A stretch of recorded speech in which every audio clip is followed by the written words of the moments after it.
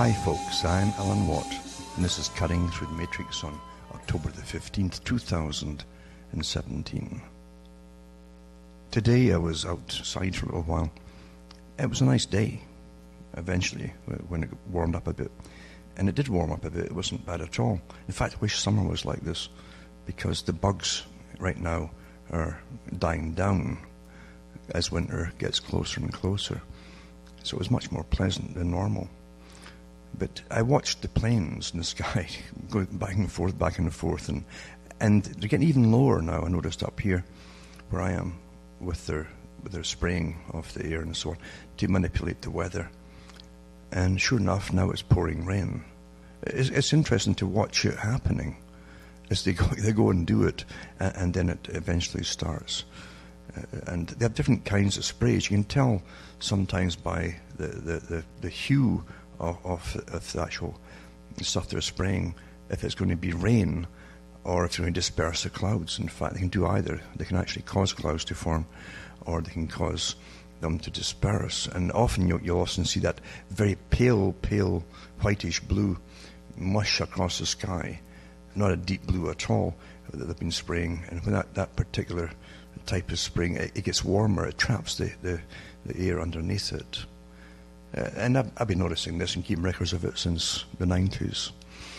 And we're well into manipulation of the weather today. And now it's been used, of course, as a weapon, because a whole plan for the future for all of mankind hinges on convincing them to give up all the rights, all their freedoms, and to have behavior modification from birth to death, basically, as a given, to save the world. This whole agenda, this con game that they've hinged it all upon. And they said that at the Club of Rome, that's what their task was, to find some excuse they could use to take all their freedoms away and so on, and get the people to give up their rights. And they hit, that's what they said in their own words, they hit upon the idea that global warming and famine and drought and the like would fit the bill. And here we are watching it all. But again, we're living in an amazing unreality now, aren't we? Completely amazing. It really is amazing, because as I sat outside, I also thought about what is reality today? What is it? Everything's changed, and it's changing faster and faster, in fact, as we go through levels of change, planned levels of change.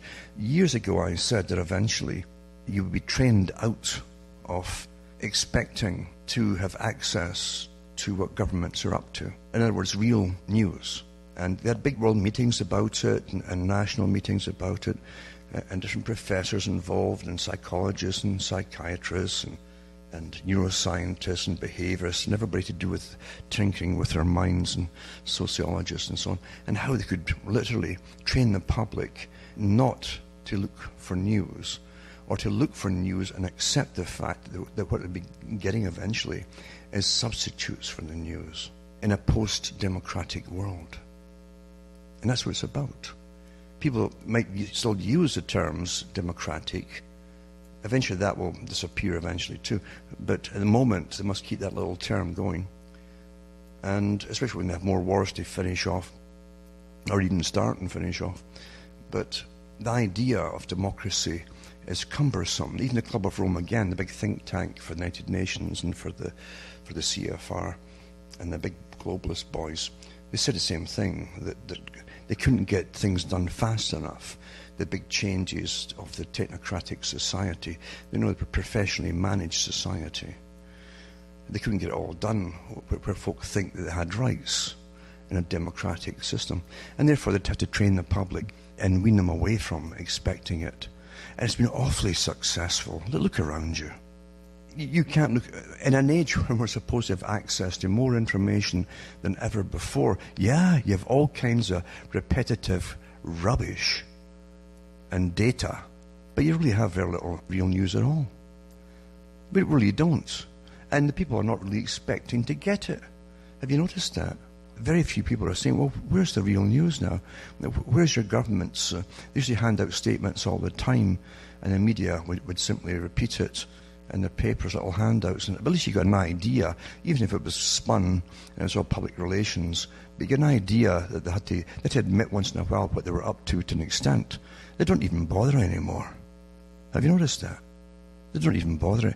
And whatever is handed out too is written so badly that nobody wants to read it. It doesn't make sense. I think it's a technique too, by the way. And you turn off. You turn off from the articles if it doesn't make sense, or if it's badly written. That's not accidental. Of course it's not. So you are being trained not to participate. You're being trained as they pump up this whole idea of fake news until people will think that all news is fake, and they're not far wrong, actually. Not far wrong. But it also means you'll dismiss or throw out the baby with the bathwater. And once that happens, you'll just turn away. I won't bother looking for news anymore. And a lot of folk don't. They look at what's called trash. Everything that comes up on the darn computer is trash when it comes to newspapers. When you have all kinds of boob babes all down the sides of the articles, you're reading trash. That's what you're reading. And the articles are really hardly even a bait to get to look at that particular story. It's hardly a bait at all. The rest of what you're seeing there and being distracted by is the bait. It's really amazing. So simple, really, sex sells. But if people were truly wanting to give you news, you wouldn't need all that stuff on the sides. You'd have straightforward news. You don't get it anymore. Everything's so spun. And not everything, too, is so politically correct. So politically correct. And everyone who's been brought up now, who is involved in reporting of any kind, the very few that are still left, still have all had the brainwashing to be politically correct. The Pavlovian training not to talk about this, not to investigate that, not to even go near this, blah, blah, blah, blah, blah. Everybody's afraid of it. Everybody knows it. We all know it, for goodness sake. And it's so bad now that certain laws were passed in different countries. You can't even go anywhere near them, even when it's to do with a really interesting and truthful story. You can't touch them. So don't look for any kind of media becoming more and more honest as time goes on. It's becoming less honest. And real media is rapidly disappearing. And looking in what's called the mainstream is a joke too, because that's their job now, is to give you nonsense. It's like ersatz news, like fake coffee news. Now you have fake news. It's like a news, but it's not news. It's lots of data. Now you can have babies babbling. That's data, babble, babble, babble. But it's not anything that you're going to remember. That's what you're getting today. And the rest of it really, it's tabloid trash. They used to call it tabloid trash. The ones with all the sex. But even they would have some news once in a while. You don't even get that anymore. And everyone trends with the same stories at the same time. That's all. This is massive psychological operations going on. And folk, with the combination of big media combines all working together, that's why you're getting all this rubbish. It's not by chance at all. But you're looking at it getting worse and worse and worse as you're trained to expect less and less and less. Sensationalism has taken the place of what we used to call news. And all sides of everything. It's all sensationalism and personality cults and all the rest of it. It's showbiz. And it's sad. Because life is not to do with... Showbiz is one tiny little sideline. Reality is much, much more serious than that. I mean, even people who are supposedly, or you think they're supposed to be going to give you more and more truths all the time, and that's what they're there for, are completely compromised and getting big dollars from different sources, maybe even from other countries too, to promote certain things. Yeah, and you all know this. If you don't, then please start praying to come round the world in a second or third or 10,000th lifetime, because you're learning nothing in this one. And you should be. From birth to death, you're supposed to wisen up. When you see corruption at any level, and you smell it, corruption stinks. You can always smell it. then you don't just pass it by and say, well, they're not corrupt this month. When someone's lying to you, obviously lying to you, shame on you if you ever start believing in them again. That's how bad things are now. It's really, really sad. And it's true enough. It's a dangerous field, and reality is a very dangerous field. It truly is.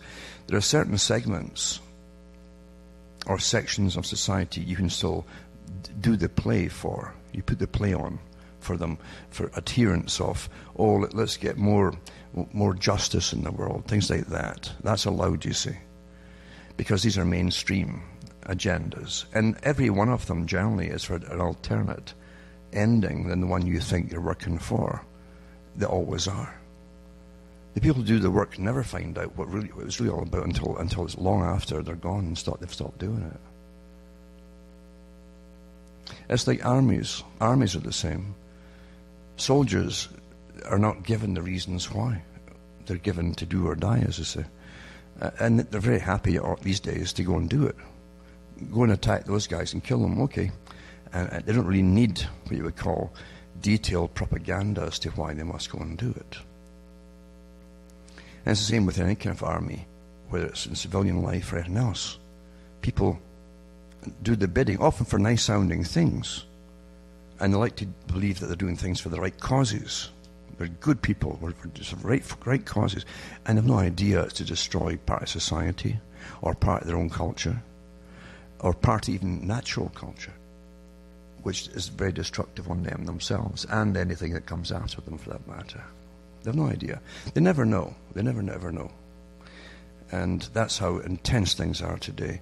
Everyone is given a group to join. I mentioned that in one of my first talks years and years ago. You're all given it's like walking into a big shopping mall, and there's the place where you go for the suits, and whatever your flavor of fashion happens to be, they've got a suit to fit, ready-made to fit. Just fit into this, walk out with this. That's it. Whatever the flavor of activism or whatever it happens to be that you think you're into is already prepared. Because the people at the top always need numbers and the worker bees. That's all they want. And you'll think you'll know. You will think you'll know why you're doing it. You might go into whatever you're doing with very good reasons and be very genuine. But if you can't catch on, and lots of folk prefer not to catch on when they start to get a paycheck. And a lot of these NGOs actually end up getting big paychecks. A lot of the activist groups, by the way, were brought on board with the globalist organizations, into the meetings of the globalists. They talked about it. I even put them up on the air when it first happened a few years back. When it's one of the major globalist meetings, they said, look at all those people down there. If we just get leaders of the NGOs on board with us and bring them up into the meetings, then we can actually use them. And sure enough, that's exactly what happened. You don't see protests anymore, have you? Thought that was rather strange. They're all getting massive paychecks. That's what runs the world. Stop being so darned naive. Or when someone's pushing nothing but a political party or a person, don't think they're just doing it because they like the person. Huh? Or pushing for the next war. And don't think other countries aren't maybe helping them out on the way there. Come on. Wake up, for goodness sake. But again, that is your choice too. You are free enough to prefer to be stupid and dull and asleep. That's your choice, isn't it? And it is a choice. Lots of people cannot handle the truth. That is very true. And a lot of really decent people can't handle the truth. It frightens them. If to believe that everything's a con game, that you're living in the greatest official legalized corruption ever, called governmental systems and so on, and globalism. The big organizations up there are not there to help to protect them and their kind, their people, whatever it happens to be. It terrifies them because they live in a fake bubble. But the reality is, if you wake up, you won't be any safer than you were in the fake bubble you were living in, that you chose to live in.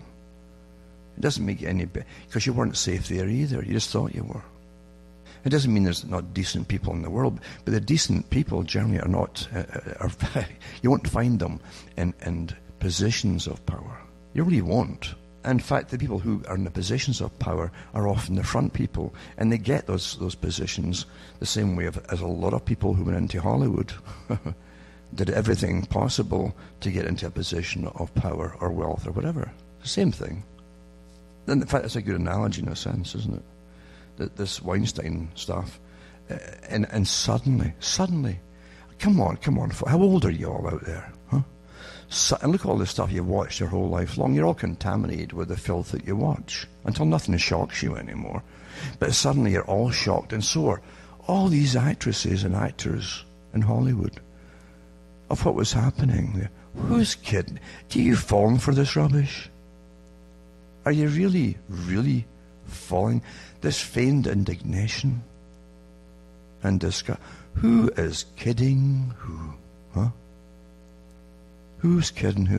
And I really am wondering what this guy did to be thrown to the wolves, because they're pretty well all at it, and they always have been at it in Hollywood. You all know that. There's articles out there from way back, even before Marilyn Monroe's day. And Marilyn Monroe came out with it too, after her big hits, and she suddenly had the money coming in. And she said she wouldn't have to get on her knees anymore and she actually specified the kind of people who were telling her to get on her knees and do certain things for them. She's quite blatant about it. That was a long time ago. It didn't start with her. It didn't stop with her either. It's always been like that. Lots and lots of articles out there over many years. The Casting Couch was another one that came out all about that years ago, exposing it all. So why all this complete distraction right now? That's the old story. There is even an awfully good comedy musical put out, which it really is well done. It had far more truth in it than anything else. It was called The Phantom of the Paradise. Not the opera, but the Paradise. And it's a kind of take on that too, of the opera. And it was a good comedy musical. It has the guy who owns the big musical business, etc., who decides who's going to be a star and so on, and he's representing the devil. The whole idea was selling your soul. You'll sell your soul. You'll do anything, and that's the whole thing all through it, and that's how it's done. So let's get off this whole holy throne of people who've never looked down at the scum of the planet and watch what they're up to. Come on. But anyway, getting back to what I'm talking about fake news now, look at all the rubbish they're giving you for news. Look at it all. And just before I get off that topic too, they say that one of the biggest problems in Hollywood, and it's the people who run it all, you know that too, there's little differences here and there, is pedophilia. Massive, male and female, they don't care. But do you understand it takes a whole system to cover that up? A whole system. Legal professions, investigative professions, police professions, all aware of it and knowing when to look the other way, which is pretty well every day. Come on. I've said before, in a real society where people are completely trained, and they're trained to be naive, and we all are to an extent, but as I say, you catch on rather quickly with bits and bytes of information throughout your life of what's going on everywhere you look. Or with politicians. I can't believe that people still believe in the nonsense of all these front people called politicians. Politicians never meet a compromise they don't like if it furthers their own career. And if it's opposite to the last compromise, it doesn't matter to them. There's no blushing going on. They're psychopathic in nature. I gave talks on that years ago. The politician is lumped in with the attention-seeking psychopath, which also includes actresses, actors, producers, you guess, too, and all the rest of them, and also, believe it or not, waitresses. Because there's people going to these bars, and there's the dyed blonde waitress who gets to know all the guys. They'll all eventually lean on her. She's awfully good. They make them trust her, and she becomes the confessor. That she listens to them all, and she can manipulate them all. But she's also getting a reward of this, and that's a massive adulation and praise and almost worship she gets from all these different people. The politicians too are the same. It's like actors and actresses. They've got to constantly have attention. It's death to them not to get attention. And they live for it. They live for it. Stacks of studies over many years have been done on it all. And don't think the politicians... The best system to examine is the British system. Because whereas they put a better polish on nowadays in America of how correct they are and just they are, mainly through movies and fiction, etc. The British system, you just look at the people. Look at them. And these people would sell anybody down the river for their own aggrandizement and promotion. That's what they're like. And they all know, and the public around them, the people around them especially, they know it too. It's crude. It's very crude in Britain. And it's all for self-gain and getting ahead in life. And if that meant selling, which they do, sell their own people down the river, to even eliminate them all, they'll do it. They'll do it. That's a psychopath. Absolutely.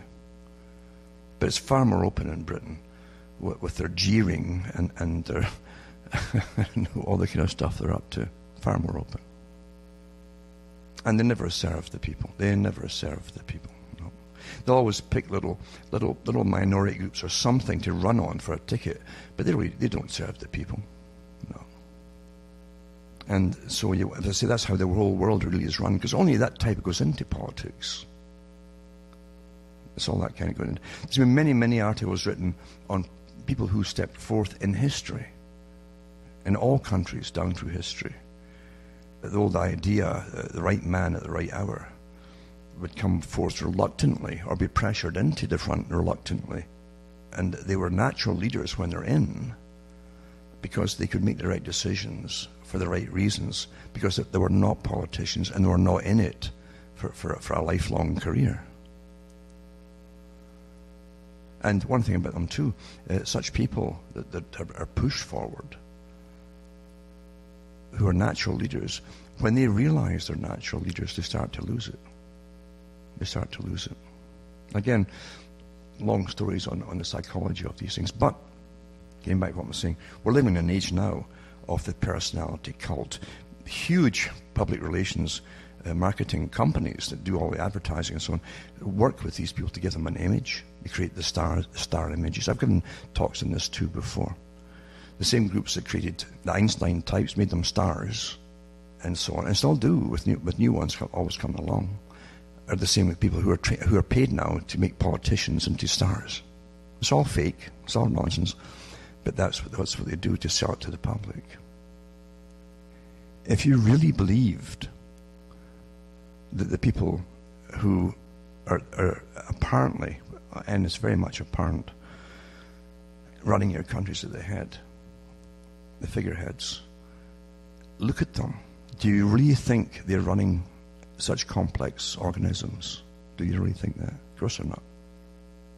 But there are systems within the countries that do run them, definitely. Governments themselves and the bureaucracies, even down to your local bureaucracies, are there to serve themselves, not to serve you. And they serve themselves very, very well and live very well off of you. And they also get big rewards for working out the legal deals nationally and internationally for the big corporations that always come first. Anything to do with the people is at the bottom of the list, except for the indoctrination, which is called education and social engineering, that keeps them all passive, etc. That's vital. But the rest of it, all the big work of bureaucrats and all the different bureaucracies within governments, is to do with making sure that the big corporations are really, really raking in the cash and doing well. Years ago, and after the Cold War, they had different workers or employees of MI5 and MI6 in Britain give little interviews on television. Not giving away great secrets or anything, a few of them in Britain did come out and say that their primary job when they were abroad and so on was on behalf of the big corporations. What they were talking about too was the military-industrial complex, all those big corporations, to make sure that things went smoothly for them and that other nations that were opposing them weren't laying little traps to stymie them while these other countries vied to sell their own weapons and so on to other parts of the world. It's a massive game out there. But it had nothing to do with the people of the countries involved. They said we paid for all, generally. Because all big corporations, especially in the military-industrial field, live on corporate welfare. The hand's out all the time. Just like the big banks, too big to fail. They bail you out. Well, the big corporations are the same. Well, if we go under, you'll have no defense capabilities. We run the missiles, we run this, we run that, we run the tanks, yada, yada, yada. It's a great business, incredible lucrative business. But as I say, the reality is the people at the bottom are the general population who are given stacks and stacks of now it's cheap, somebody's free entertainment, constant entertainment, and to more fantasia and senseless nonsense. There's no intellect even needed now to watch any of their movies.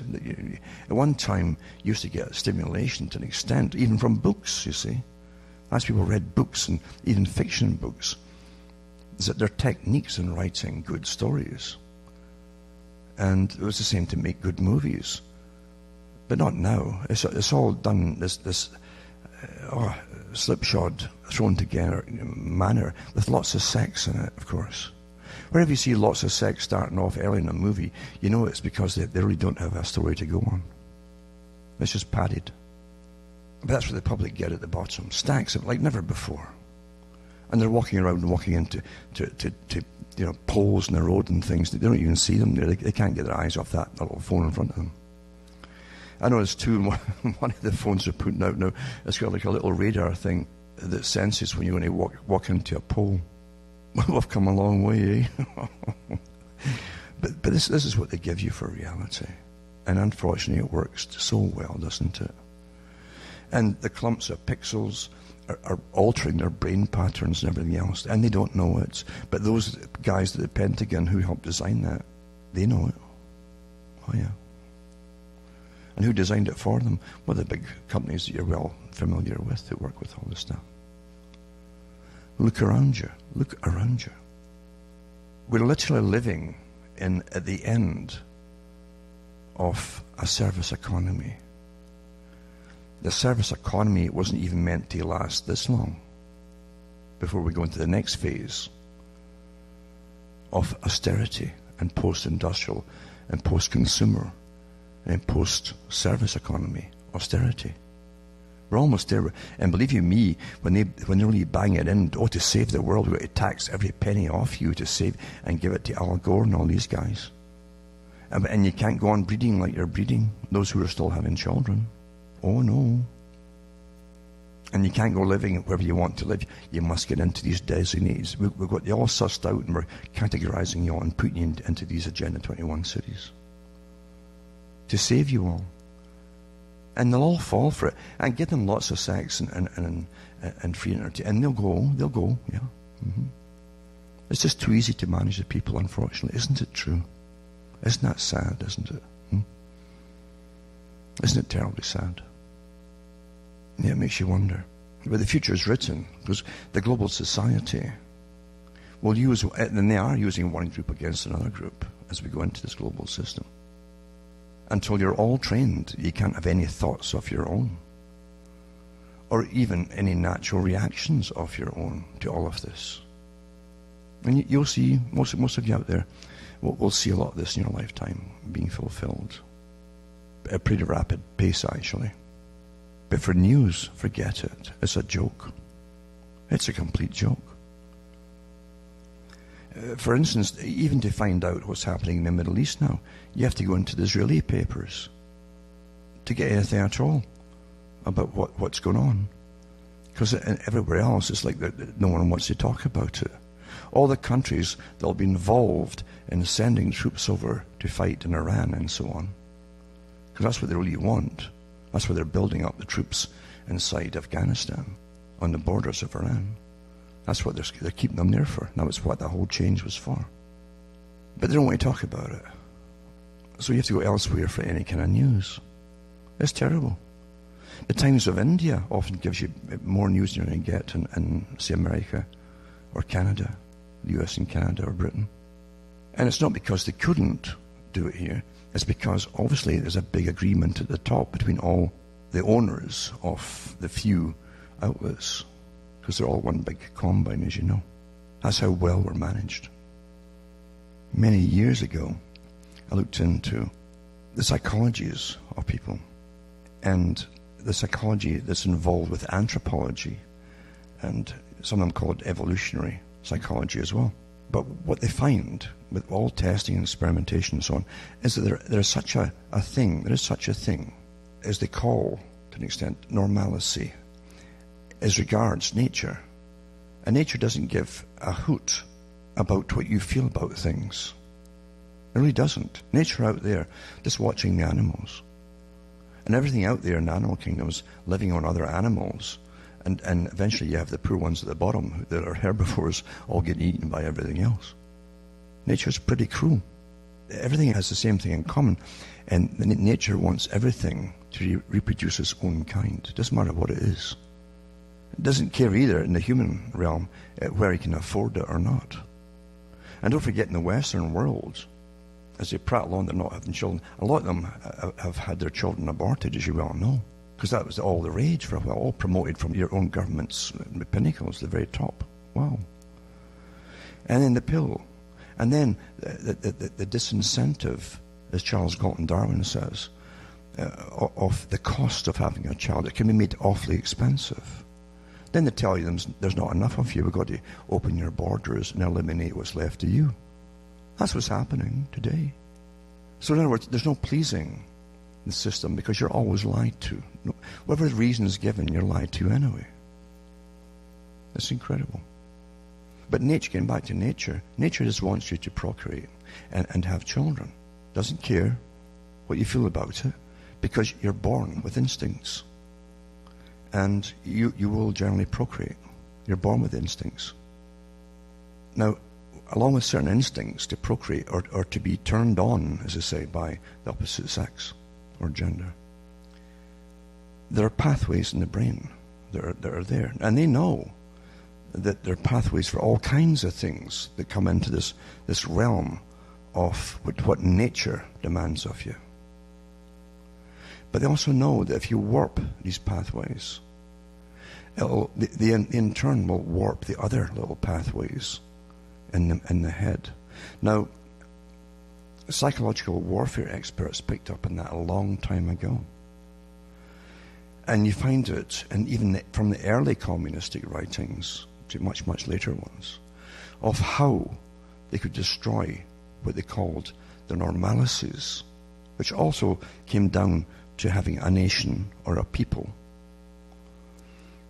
And everything that the people stood for in common, because they generally had common cultures and common this and common that. All again to do with nature, going right back to reproducing themselves. Reproducing yourselves ends up having a tribe or a people or a country and common values to make you all get along together. But unfortunately, you can all get used by those who come in to work the top. They can use the natural instincts against the people.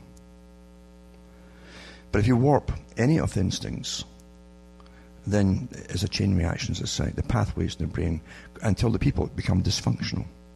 This is well understood by, again, psychological warfare experts and those who are involved in the business of different kinds of torture.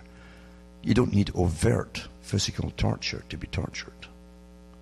It can be done in such a psychological way over time that you'll simply start having breakdowns all over the place. And you're seeing it across the world, aren't you? It's not there by accident. And even comedies, I guess comedies again are some of the best places to look, because they come out with these little strategies. I think it was one of Woody Allen's movies where he becomes the terrorist. He joins a terrorist group to impress a girl. He's in Latin America, and they go through their terrorist training and so on. They follow the leader. Eventually they win. They win to overthrow the government. And the first thing the leader that he's following does is say that everyone now must overnight start speaking, I think it was Swedish or something, and they must wear their underwear on the outside of their clothing, like over their pants and so on.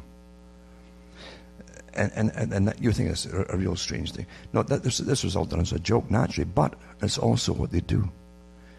They take natural things, and then towards the end they say, but you must all believe this or behave in this manner, etc., and accept this and accept that. And once you start accepting all these different things, you'll have many breakdowns in society. As I say, getting back to nature, all it counts is nature. It doesn't give a darn about you, really, or how you feel about anything. But if you cross the lines of nature, there are consequences as these pathways in your brain become rewired, trying to make sense in order to survive.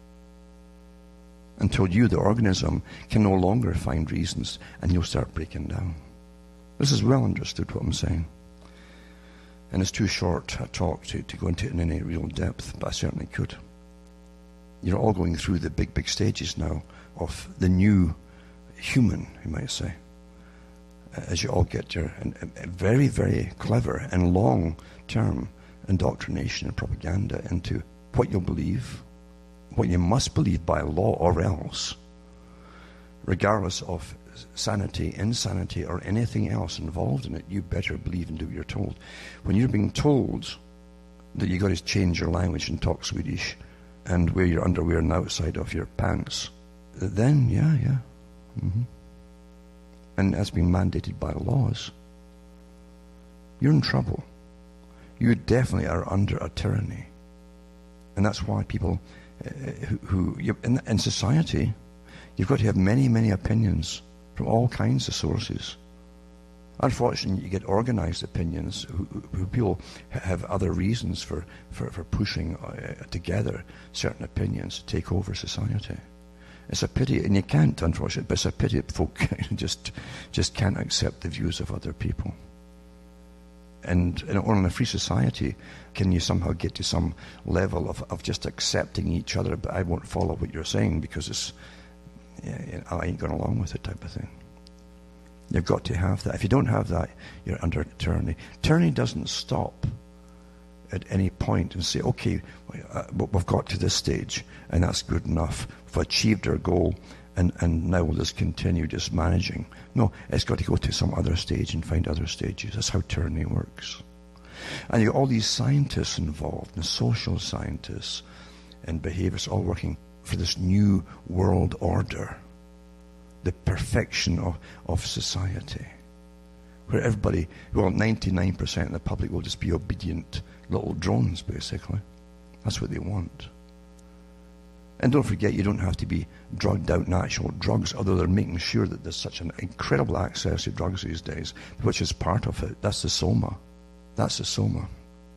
But also walking around with something in your ears all the time and that darn little phone in front of you with two thumbs working away.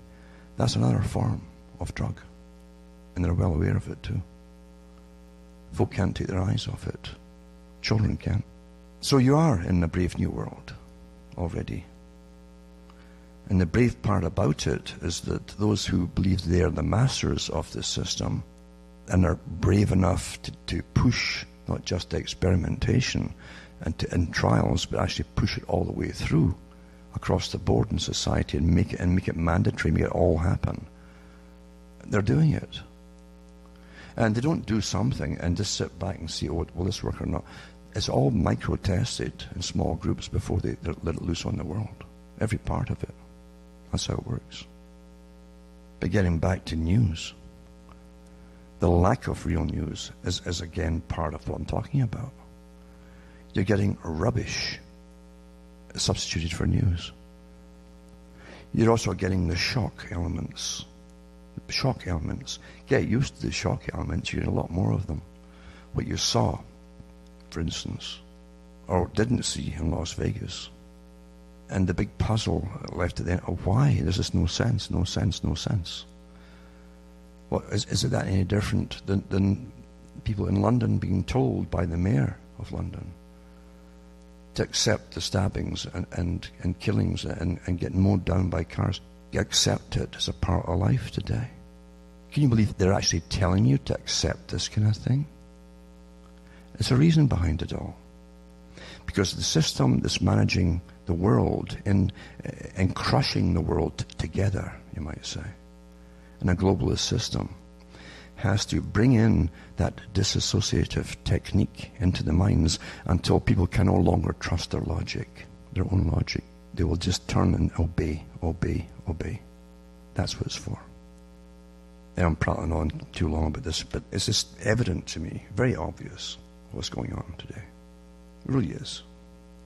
Now, the little bit of news I could get, as I say, I had to go to Israel to get any, and it reminded me so much of Bush Jr. when he got in, and when he got in, right away the neocons were all of the people around him, and they'd had their list drawn up, and I've talked about that ad nauseum, of countries they wanted to have taken out.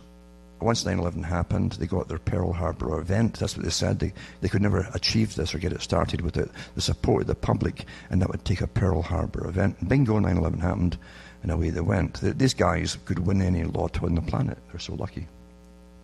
Then I went through the Obama era, where Rumsfeld, one of the neocons, and a few of the other ones, publicly congratulated Obama for continuing the same wars and actually expanding them. And, of course, Trump is in today. He's thrown in with the whole bunch again to finish off those countries, and it's very evident. He's made the speeches about it. He's knocking Iran now, and Iran is also getting knocked by Israel, naturally, because Israel's next door, and they want to be free of that problem, any problem around them, in fact. And they're putting pressure on Trump as well in some of their articles. Little test warnings, in a sense, of, they're not happy, or certain people are not happy with Trump, etc., etc. That's how it's done in the so-called diplomatic realms, where other countries have an ability to pressure you and your military forces and your taxpayers at home too, for that matter. But it reminded me, with Trump, what's happening now, of Bush Jr., because what Bush Jr. had to do was to get the Christians in the U.S. on board for war.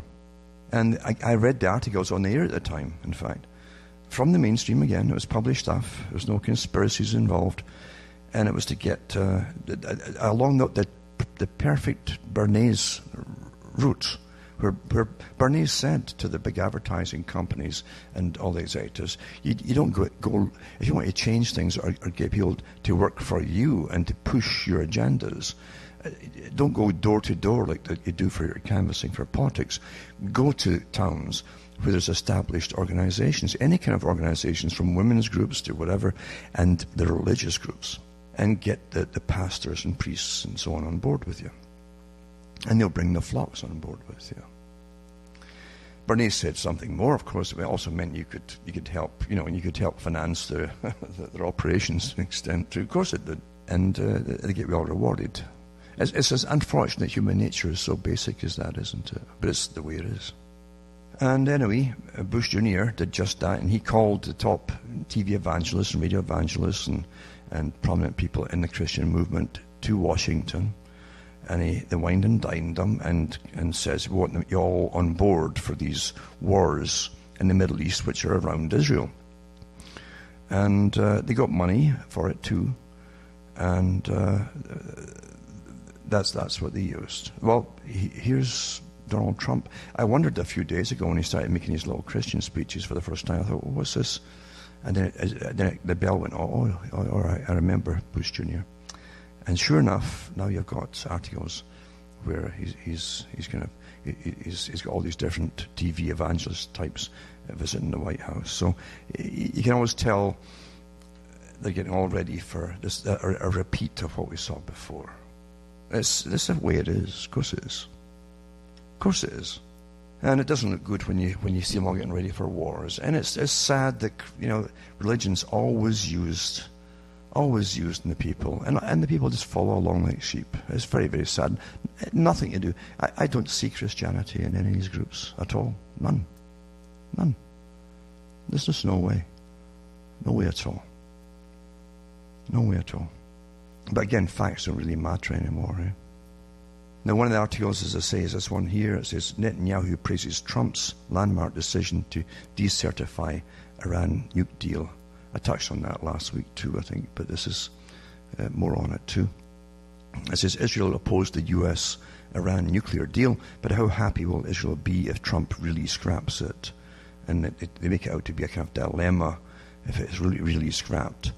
And we know from other sources too that they're saying that Iran has complied with every legality that they've signed on to. But again, facts don't matter anymore when there's agendas at stake. They really don't matter.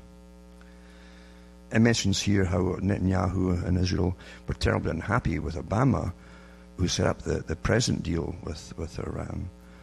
And it says Netanyahu fought hard against the deal, and the disagreement with the Obama administration shook Israel's historic ties to the US. That's one article.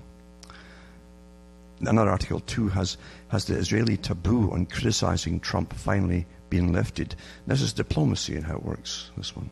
It says, the Pew Research Center found the percentage of American Jews who voted for Trump was smaller than for any other religious group in the US, with 71% casting ballots for Democratic candidate Hillary Clinton. This is by contrast, the same Pew Research Center released a study of 37 countries in June that indicated that Trump's ratings were lower than his predecessor, Barack Obama, at the end of his term. Now, again, you can't take these kind of polls to the bank either. And it said here that the only country in the world where confidence in Trump was significantly higher than Israel was the Philippines. And it's no wonder that whenever Trump made statements or moves that resulted in condemnation from American Jews, he was treated by Israel with kid gloves. Examples include leaking the sensitive Israeli intelligence information to Russia, reaching a deal with Russians about Syria that gave a foothold to Iran, and a decision to delay moving the U.S. embassy to Jerusalem that came right after a Trump visit to Israel that was seen by Israelis as very positive. Now, that was part of his campaign to get all the votes behind him, and that's well known. He did promise that about moving the U.S. embassy to Jerusalem. But no issue has highlighted the difference on Trump between Israel and America Jews more than anti-Semitism in the U.S. And this is from Israeli papers that I'm reading. And he goes into it too. But what they're really saying as well is that, are they really ready to start criticizing Trump? In other words, they're telling Trump to fulfill his promises. Or there might be more disagreements down the road. You also saw the US and Israel working together recently against UNESCO, claiming anti-Israel bias. This is US to withdraw from UNESCO, and of course Israel had done it too. Interestingly enough, the head of UNESCO was just replaced, I think, yesterday. And you can read that for yourself to see who they put in. This, you're a bit happier. But it just shows you the power politics and how very quickly they move with those that have the power to get what they want done. Regardless of all the nations that end up paying for it all down the road in many different ways. I'll put some of these links up for anyone who wants to read them. Most folk can't be bothered reading today. And it's true that, again, they've done other polls and they're admitting that they're winning in their psychological warfare on the public, but because the people's attention span is really, really dropping. Not just the children's, but the people now too. Not really good, is it? Also, the big push on electric cars, which again is only a partial stopgap as they get the gasoline cars off the road. Remember, Agenda 21 says there'll be no private cars. That's their ultimate goal. So in what's left of the century, they've got to fulfill all the rest of these parts of the agenda step by step. Get you onto electric cars, all the electric cars are paid for basically by the taxpayer, who pays about 90% of the cost of them. And they won't be doing that forever. And then, of course, when they stop doing that and they get rid of gasoline cars, you won't be able to afford the new electric cars. And so you'll be stuck in your little communitarian area that you're allocated to live in. The future's all planned, unfortunately, folks, and that's the key to it. The reason you're given so much trash as a substitute for news is because the future is planned. They've trained you not to participate in even expecting to be informed by our governments what really is going on. They've trained the people. What they're dishing out now and pretending it's news, it's not news at all. They're training you that leave it to the world managers. The people come out with special wombs who are there they're experts in running your lives, the technocrats. Leave it to them and don't be involved in the big things in life. That's what they're training you to really do. And it's working. Look around you. So this is one about North Carolina and Tesla. Then Tesla fires hundreds of employees while trying to ramp up vehicle production. About corporate welfare.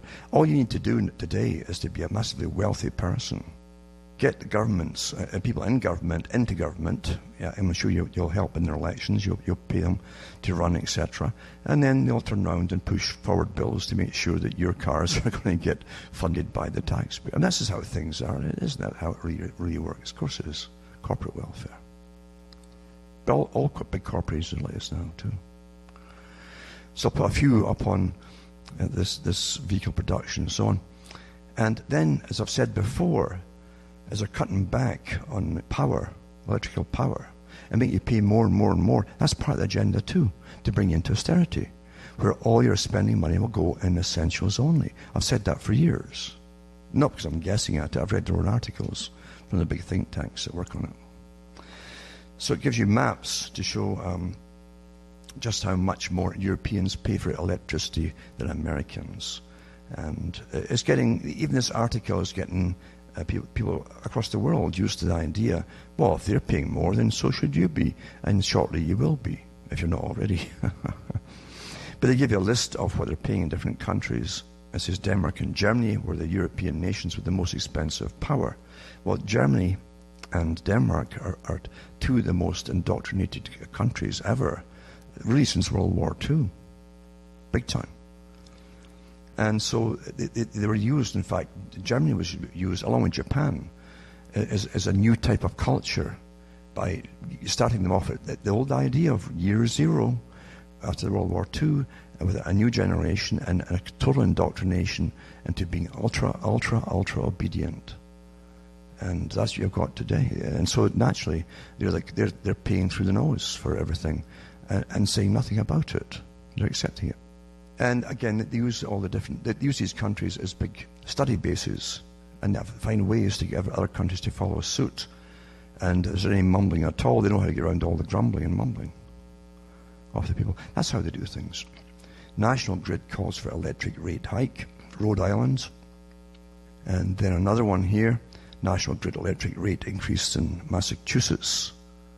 National Grid rate hike would add $22 a month to bills. This is another article here too for the US. It goes on and on, doesn't it? The Rising of Britain's New Politics too. I'll put that in. That's by John Pilger. Very good article, actually. He goes through this technique of rewriting history, which is happening all the time. Always does happen, by the way. Stuff that's happened in your own lifetime is all gone and rewritten into something else already. I've seen it. I've witnessed it. And Pilger does touch too on the military-industrial complex and the wars that Britain's been involved in, and shows you how it's the left wing that's generally been in charge of when all the big wars have been declared. And again, totally in bed, the left wing as well, as same with the right wing, but the left wing completely in bed with the military-industrial complex. He names all the big corporations that work with them, etc. As I say, they're all prostitutes, and that's the game they play. That's just a game.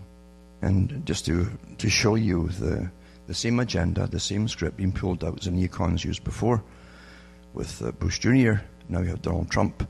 It's just told an enthusiastic crowd of social conservatives on Friday the US is bringing back moral clarity and respect for religious beliefs under his leadership. And they're going back to stop attacking the Judeo-Christian values, etc.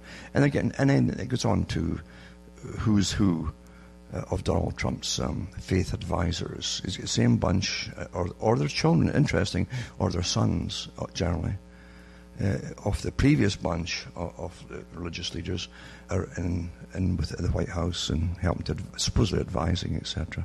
But it's to get their flock on board to see who Jesus would bomb next. And that's the farce of it too. And anything that's true in this world, or decent, or nice, or honest, is always corrupted in no time at all and used by the very, very evil characters who love to run the world.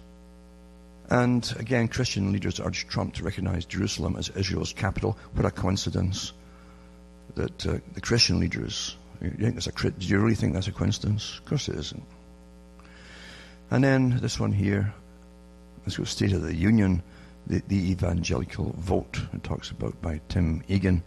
This was put out November 2004 when the neocons were in the previous time, but it goes through the presidential election and so on and so on and so on, and how the U.S. conservative Christians community, which was crucial at that time to George Bush's success, and not just in the election, but in getting the wars going and keeping the people pacified while the wars were happening. And again, too, for evangelicals supporting Israel is God's foreign policy. And again, a few things to do with Hollywood, which again, I can't even be bothered with, but I'll put up anyway. But it's just, come on, get off this just shock nonsense. we have a society today that's so contaminated with the kind of porn that churned out by the mainstream movies from Hollywood that the people themselves can't be shocked about anything. But they can certainly feign it in Hollywood when it suits. It's really amazing. Come on. But again, they're all actors and actresses. They're really shocked. I'm not saying it's right. I'm just saying this is the way it is in that place. And it's of course it's disgusting. And it's an open. There's no secret about it. It's open. It's not even an open secret. It's completely in the open. It's always been that way. Yeah. But anyway, I'll put these articles up tonight and hope that you get something out of them, because that's literally all you can get out of the system right now. And all I really watch out is for what war is next, basically. That's the most important things that are going on, is the wars. And the next bunch of wars, and it's a few of them, there are a few other countries on the list to take out yet, the same ones that General Wesley Clark talked about, the whole list. There's quite a few ones yet. There'll be an awful lot more refugees too. They're going to be flooding out into an already way overburdened post-manufacturing society. We're all, as I say, just paddling service economies now. And we're paddling until we can't paddle anymore, and we'll simply drown in a swimming pool. That's where we're going with it all. Not good news, but it's reality. If you want fake news, go into Hollywood, go into Disneyland, and believe the world's a happy, wonderful place. It's a choice, isn't it? Or take any of the proscribed or so-called street drugs, your soma, and just, slumber your life away. This is all deliberate. It's all manufactured and planned that way. Of course it is. Yeah. It's not a good time, but it's an interesting time. It is interesting, isn't it? And I do tell people, don't give up. It's your life and your sanity, your personal sanity you got to look after. Not the crowd, not the mob, or anybody else's. It's your own sanity. And knowing the truth can free you. It frees you. The truth can set you free. Not the crowd, not the mob, not the nation, not the world. You. Always was. Always was. And that's what the intent of the original Christianity was meant to do as well. Not to be taken over by a massive bureaucracy or political organization to be used against the people.